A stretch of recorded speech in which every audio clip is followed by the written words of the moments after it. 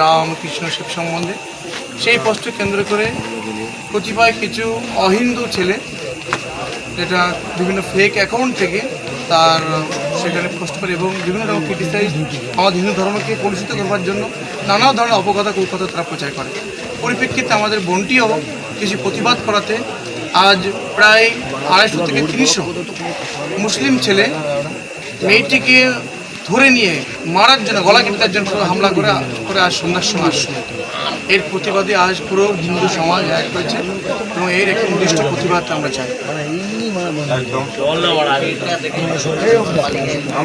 আগামী 12 ঘন্টার মধ্যে পুলিশ আমাদের আশ্বাস দিয়েছেন যে আগামী 12 ঘন্টার মধ্যে এদেরকে অ্যারেস্ট করা হবে এবং জয় শ্রীরাম। जी की जय। और ईमानदारी से और आप बताइए, आप अभी थोड़ा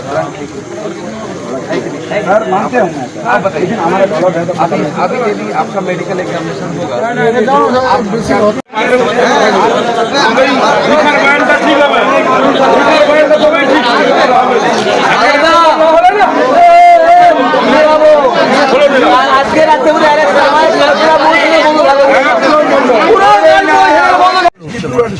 দুনিয়া